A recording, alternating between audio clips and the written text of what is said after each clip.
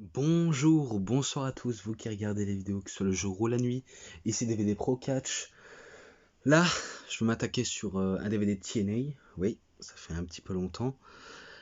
Et pour ceux qui n'auraient pas, on va dire, un petit peu compris, là je dis ça en manière si jamais vous avez peut-être pas capté. Vous voyez la plupart des DVD que j'avais fait une review sur Hell in a Cell 2010. Par exemple, les petites DVD où il y a l'Undertaker et NWE. Sachez que la plupart des matchs, comme j'ai dit, seront dans la description et que la plupart des matchs, je les connais. Par exemple, Undertaker contre Jimmy Snuka, Jack the Snake Roberts, contre Kane, Triple H, Ric Flair, Randy Orton, Batista, Edge. Donc cela, ce sera en description vu comment j'avais pas besoin de noter. Et pour NWE, attendez, je vais vous montrer. Donc oui, la NWE aussi seront dans la description et que les matchs, ça je vais vous le dire. Ekmo et Ninja contre Charlias et Jackie. Tout d'abord, c'est victoire de Ekmo et Ninja. En fait, ce n'est pas un match par équipe mixte, en fait, c'est un match 2 contre 2. Et du coup, c'est Ekmo, donc oui, le Umaga, bien sûr, c'est Umaga, qui bat avec son splash à la troisième corde sur Charlias et qui fait même un splash à Jackie. Voilà, vous avez au moins compris. Après, Charlias qui fait équipe avec Black Pearl contre FBI, donc The Full Blooded Italians.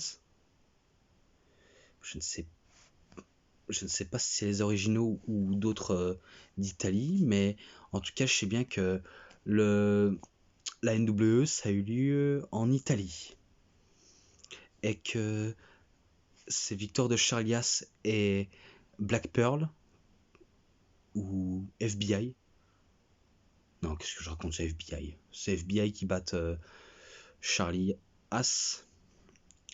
Et ensuite, Vampiro contre Eden Vansen. Donc c'était un match où tout était prévu, tout est permis. Et que Vampiro, après un long moment, il fait sa prise finish en battant Ed Vansen. Donc si vous n'avez peut-être pas compris, en description, je lui avais mis un 3,20, celui-là aussi, et celui-là 3,5. Voilà. Au moins, vous serez avertis. Et pareil pour les matchs de Undertaker que j'avais préféré pas le dire, mais que je l'ai quand même cité. Au moins vous serez prévenus et comme ça j'oublierai pas d'une traite. Et concernant Modo Catch, faudrait que j'arrête de dire que je vais me dépêcher alors que c'est ultra long, car c'est archi faux quand j'y repense. Mais bon, je crois que c'est la fatigue du travail hein. En ce moment, c'est sa force de parler qui me fait travailler en tout cas.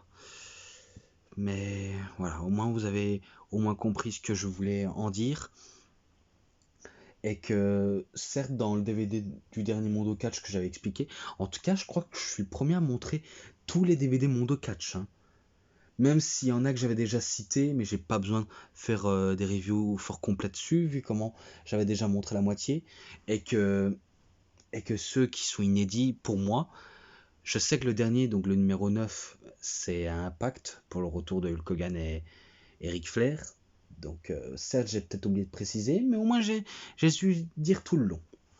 Mais là ce n'est pas le thème principal, là c'est pour Against All Odds, ou Against All Odds, si je préfère. Donc Against All Odds 2010. Euh, 8 guerriers, 7 combats, un seul vainqueur. Donc je crois que c'est pour affronter AJ Styles à Lockdown. Donc le vainqueur affrontera AJ Styles. Et on voit les grosses affiches. Hein. AJ Styles, Samoa Joe, Mr. Ken Anderson, The Pope d'Angelo Dinero. Bref, pas mal. Et c'est commenté par Céline Varini et Marc Chavet. Et là on voit tout le monde. Hein. Abyss, Mick Foley, Mr. Anderson, Kurt Angle, d'Angelo Dinero, Desmond Wolfe, Matt Morgan, Hernandez. Tournoi pour devenir le challenger numéro 1 au titre TNA. Voilà, c'est ça. Donc, voilà. En bonus, il y avait des entrevues entre les catcheurs qui parlent justement de leur match à venir. Mais ça, je vais vite le préciser. Je pense pas qu'il y a eu d'autres matchs dans le bonus, mais voilà. Mais ça commence directement fort avec le premier match d'Angelo Dinero contre Desmond Wolf, accompagné par Chelsea, et pas Chelsea Green. Alors, celui-là, il est présent dans un des Mondo Catch. Je sais pas si c'est dans le match à impact. Non, c'est The Best of Superstar. Ouais, les rois du ring. Donc, je crois qu'il est présent dans ça. Et que. C'est. Pardonnez-moi si j'ai le hockey. C'est D'Angelo Dinero, pardonnez-moi, qui bat Desmond Wolf avec la prise qu'il appelle the DDA, donc The D'Angelo Dinero Experience. En gros, les deux genoux qui arrivent derrière la tête, alors que vous êtes dans le coin, sur le coin. Oh, excusez-moi, c'est à cause du hockey. Donc il fait son DDS, pardon, et qui bat Desmond Wolf. Voilà, ce match en description.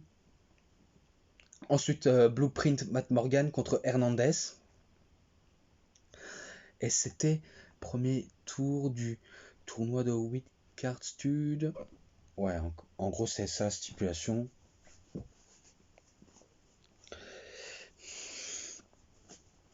Et que si j'en crois bien ce qui est marqué, Matt Morgan, c'est sûr, il humilie un petit peu son ancien partenaire, qui est Hernandez, mais que après des échanges de sales personnes, ou d'échanges de sales types, si vous préférez, eh ben, les efforts de Hernandez n'aura pas beaucoup trop suffi, et que c'est Matt Morgan qui bat Hernandez avec je sais pas si c'est un genre de Brock kick, mais en tout cas il avait la fâcheuse tendance à faire ce genre de manœuvre. Donc il bat Hernandez. Ce match là 3,5 pour ce match là. Ensuite Mr. Anderson contre Kurt Angle, là dans un match pur et dur, vraiment pur et dur, car je sais que vu comment leur rivalité remonte depuis que Kurt Angle est revenu en force grâce à l'armée américaine, je pense que c'est ça. Et du coup, Mr. Anderson, vu lui qui avait fait ses débuts au début de l'année 2010, il commence à se développer son personnage. J'allais dire son ancien personnage de la WWE, mais non, c'est pas son ancien personnage. Donc il développe le personnage de King of Asshole, donc le roi des trous du cul si vous préférez, et qu'il commence à manquer du respect à la plupart des catcheurs, vu comment lui il a aucun respect, il manque de respect à Kurt Angle, et que là Kurt Angle il décide de le corriger. Mr.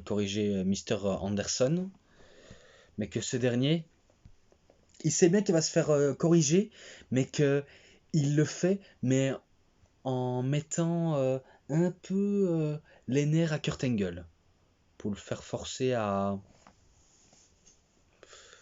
on va dire, péter un câble, je crois. Voilà, le forcer à le faire péter les plombs. Vu comment il veut prouver que ça peut se jouer à rien des erreurs comme ça.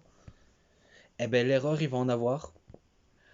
Tout d'abord, je sais bien que Mr. Anderson, il a la chaîne de de Kurt Angle et qui commence à lui acérer le front avec, dans le dos de l'arbitre, car je crois qu'il avait fait diversion, quelque chose comme ça, donc il commence à faire pisser le sang, pisser de la tête du front de Kurt Angle, et que malgré le sang, Kurt Angle commence à, à mieux répondre, même si le sang aveugle quand même la vue. Donc aveuglé par son propre sang, et ben Mr. Anderson le surprend en le faisant un mic check et en battant Kurt Angle. Et qu'après il lui rend sa chaîne de l'armée américaine et en le crachant dessus. Comme quoi, zéro respect pour le médaillé d'or olympique et l'honneur de l'armée américaine.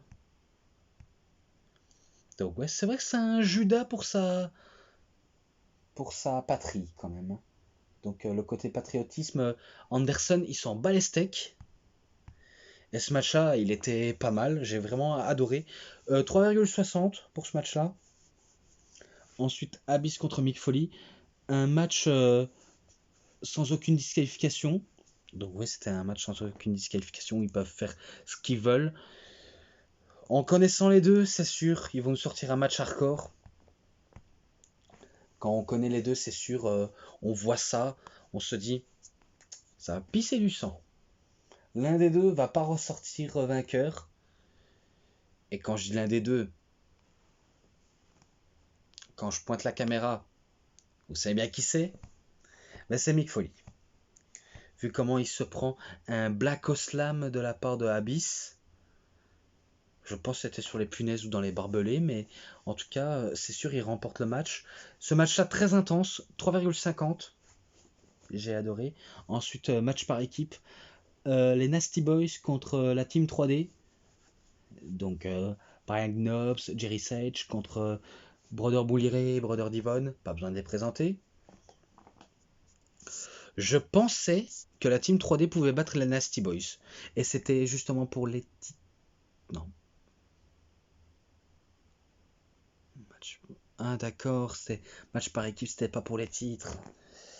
Oh là là, dommage. Je crois que les champions c'était encore Beer Money Inc. ou Motor City Machine Guns. Oh purée. Pardonnez-moi si je baille un petit peu. Oui, je suis un peu fatigué parce qu'il fait soir au moment où je tourne. Mais peut-être qu'après j'irai dormir un coup, j'aurai terminé. Là où j'aurais préféré que ce soit la Team 3D qui batte les Nasty Boys. Là, ils arrivent à nous faire mentir, c'est les Nasty Boys qui battent la Team 3D. Même s'il n'y avait pas d'enjeu, mais c'est quand même eux qui remportent le match. Ce match-là, 3,5. Ensuite, D'Angelo Dinero contre Matt Morgan. Là, c'est sûr, on avance de là à là. Et que là, on se dit, peut-être que Matt Morgan, ça pourrait être son année. Peut-être qu'il pourrait créer la surprise. C'est ce qu'on souhaitait. Vraiment, pour Matt Morgan, c'est ce qu'on souhaitait, vu comment il est... on connaît, il est déterminé à devenir champion du monde poids lourd, vu comment il a certes le gabarit, il a peut-être le côté in-ring. Je sais pas ce que vous en pensez de son côté in-ring, mais il y en a qui diront que c'est du côté in-ring pur géant, etc. Pourtant, c'est bénéfique pour lui, vu comment on sait bien qu'il a tout pour lui, mais qu'ils l'ont pas fait. Encore des erreurs de booking, hein, franchement, il y a une erreur de booking, il avait vraiment grand chose à faire avec lui. Hein. Donc malheureusement, il remporte pas le match face à D'Angelo Dinero. Donc c'est encore D'Angelo Dinero qui remporte le match. Ce match-là, je l'ai quand même apprécié, 3,50 aussi. Ensuite, Mr. Anderson contre le monstre Abyss. Là, c'est un peu pareil pour Abyss. Lui qui a déjà été champion du monde poids lourd de la NWA, il pouvait peut-être champion de la TNA seulement. Et lui qui n'est jamais passé un match du côté de la WWE, à la grande époque, mais il faut dire c'était aussi un produit made in TNA. Hein. Mais qu'ils l'ont pas fait, quoi, parce que on sait jamais, hein, qui sait, il aurait foiré son coup. Mais en tout cas, avec Mr. Anderson, c'est sûr, la WWE avait raté le coche avec lui. Hein.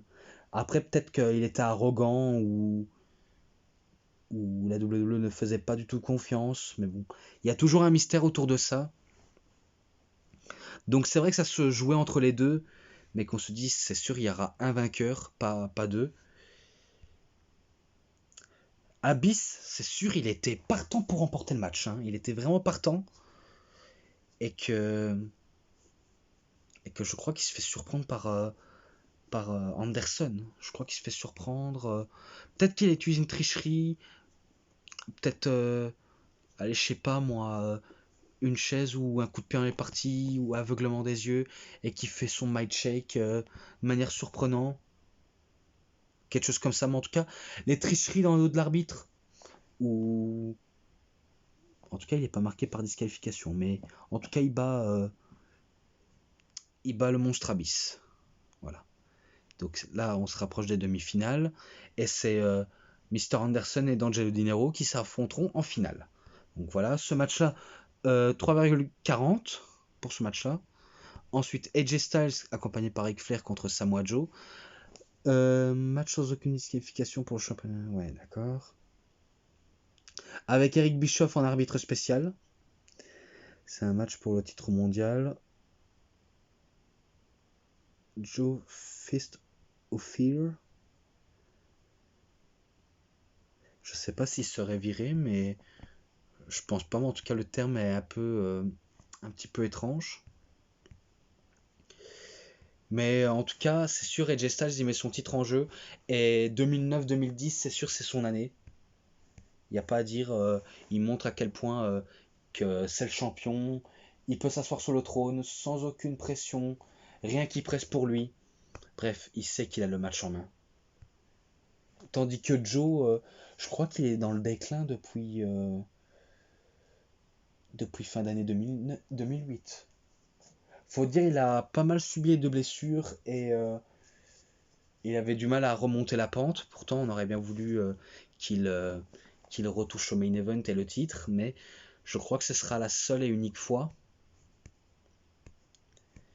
Et c'est dommage pour Samoa Joe, hein, car pendant pas mal d'années, il va rester sans titre mondial. Bref, il va faire des allers-retours entre la TNA et la Ring of Honor. Enfin, non, à cette époque, il faisait que la TNA. Bon, on va dire ça comme ça. Je crois que ils mettent KO l'arbitre. Donc, ils mettent KO Eric Bischoff de manière, on va dire ça, accidentellement. Bref. Qui est match, on va dire, assez bizarre et que AJ Styles fait comme s'il était groggy, comme s'il était atteint du cerveau. En vérité, c'était une ruse, car Ric Flair, je crois qu'il donnait un coup dans les boules de Samoa Joe et que AJ Styles, il se remet comme si de rien n'était. Il a l'air de dire ah c'est bon j'ai rien, je vais enchaîner mon Styles Clash. Et là il porte un ultime gros Styles Clash.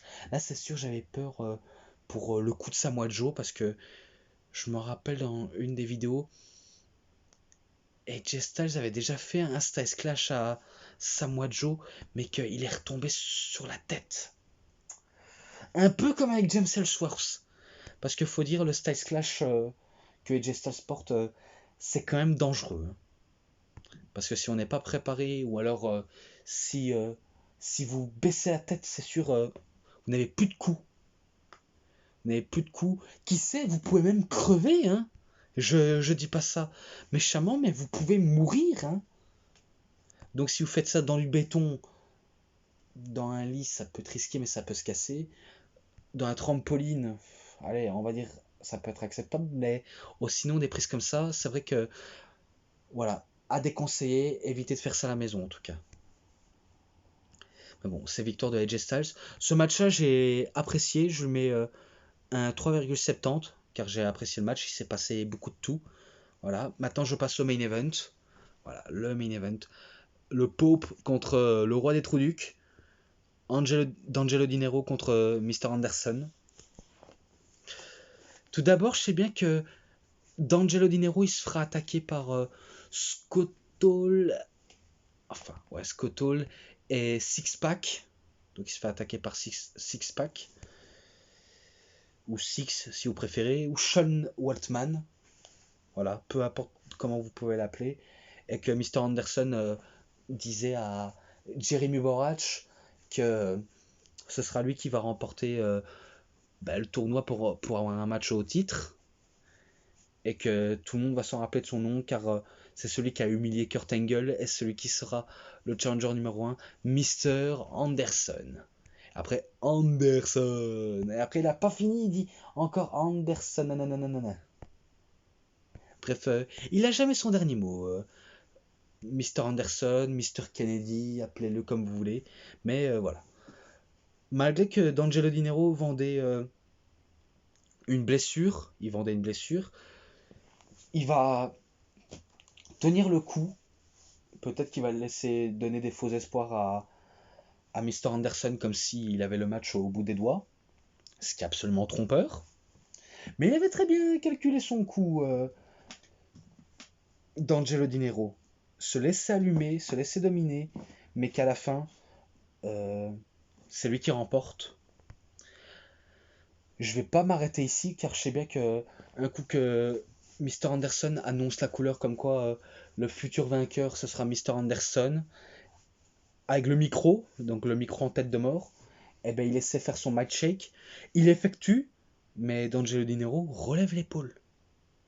C'est pas une blague, il relève son épaule. Donc il retente une nouvelle fois, mais D'Angelo Dinero, il veut pas se laisser emporter cette fois-ci.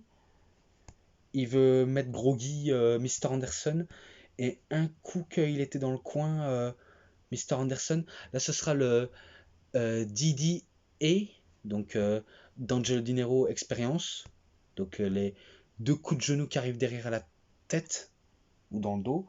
Il fait le tomber et il remporte le match. Donc en gros, il bat D'Angelo Dinero. Non, c'est ridicule. D'Angelo Dinero bat pas D'Angelo Dinero. Donc D'Angelo Dinero, il bat Mr. Anderson. Et c'est lui qui va affronter AJ Styles à Lockdown 2010. Quoi, déjà?